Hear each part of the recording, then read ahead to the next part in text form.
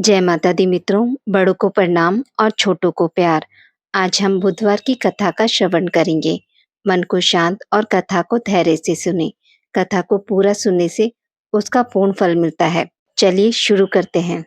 बहुत समय पहले की बात है। समतापुर नगर में मधुसूदन नाम का एक व्यक्ति रहता था। वह बहुत ही धनवान था। मधुसूदन का विवाह बलरामपुर नगर की सुंदर लड़की संगीता से हुआ था। एक बार मधुसूदन अपनी पत्नी को लेने बुधवार के दिन बलरामपुर गया। मधुसूदन ने पत्नी के माता पिता से संगीता को विदा करने के लिए कहा। माता पिता बोले, बेटा आज तो बुधवार है, बुधवार को किसी भी शुभ कार्य के लिए यात्रा नहीं करते। लेकिन मधुसूदन नहीं माना। उसने ऐसी शुभ अशुभ की बातों को ना मानने की बात कही। दोनों ने बैलगाड़ी से यात्रा प्रारंभ की। 2 कोस की यात्रा के बाद उसकी गाड़ी का एक पहिया टूट गया। वहां से दोनों ने पैदल की यात्रा शुरू की। रास्ते में संगीता को प्यास लगी। मधुसूदन उसे एक पेड़ के नीचे बैठाकर जल लेने चला गया। थोड़ी देर के बाद जब मधुसूदन कहीं से जल लेकर वापस आया तो वह बुरी तरह हैरान हो उठा, क्योंकि उसकी पत्नी के पास उसकी ही शक्ल सूरत का एक दूसरा व्यक्ति बैठा था। संगीता भी मधुसूदन को देखकर हैरान रह गई। वह दोनों में कोई अंतर नहीं कर पाई। मधुसूदन ने उस व्यक्ति से पूछा, तुम कौन हो और मेरी पत्नी के पास क्यों बैठे हो? मधुसूदन की बात सुनकर उस व्यक्ति ने कहा, अरे भाई, यह तो मेरी पत्नी संगीता है। मैं अपनी पत्नी को ससुराल से विदा कर कर लाया हूँ। लेकिन तुम कौन हो जो मुझसे ऐसा प्रश्न कर रहे हो? मधुसूदन ने कहा, तुम कोई चोर या ठग हो। यह मेरी पत्नी संगीता है। मैं इसे पेड़ के नीचे बैठाकर जल लेने गया था। इस पर उस व्यक्ति ने कहा, अरे भाई, झूठ तो तुम बोल रहे हो। संगीता को प्यास लगने पर जल लेने तो मैं गया था। मैंने तो जल लाकर अपनी पत्नी को पिला भी दिया है। अब तुम चुपचाप यहाँ से चलते बनो, नहीं तो किसी सिपाही को बुलाकर तुम्हें पकड़वा दूंगा। दोनों एक दूसरे से लड़ने लगे। उन्हें लड़ता देख बहुत से लोग वहां एकत्र हो गए।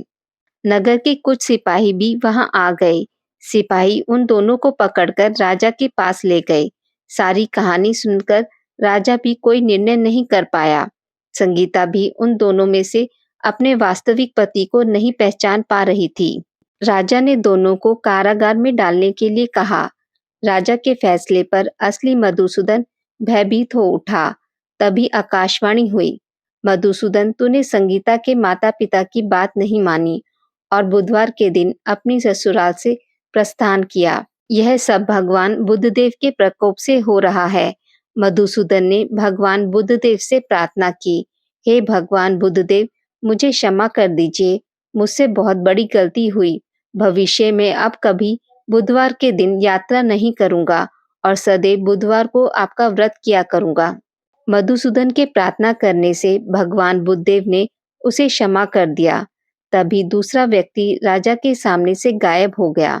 राजा और दूसरे लोग इस चमत्कार को देख हैरान हो गए। भगवान बुद्धदेव की इस अनुकंपा से राजा ने मधुसूदन और उसकी पत्नी को सम्मान पूर्वक विदा किया। कुछ दूर चलने पर रास्ते में उन्हें बैलगाड़ी भी मिल गई। बैलगाड़ी का टूटा हुआ पहिया भी जुड़ा हुआ था। दोनों उसमें बैठकर समतापुर की ओर चल दिए। मधुसूदन और उसकी पत्नी संगीता दोनों बुधवार का व्रत करते हुए आनंद पूर्वक जीवन यापन करने लगे। इस तरह भगवान बुद्धदेव की कृपा से उनके यहाँ खुशियां बरसने लगी। इस तरह जो स्त्री पुरुष विधिवत बुधवार का व्रत करके व्रत कथा सुनते हैं, भगवान बुद्धदेव उनके सभी कष्ट दूर करते हैं। आज की इस वीडियो में बस इतना ही। मित्रों, अगर आपको मेरी वीडियोस पसंद आती हैं तो इसे लाइक और शेयर जरूर करें और पूजा पाठ से जुड़ी जानकारी के लिए मेरे चैनल को सब्सक्राइब करना ना भूलें। धन्यवाद।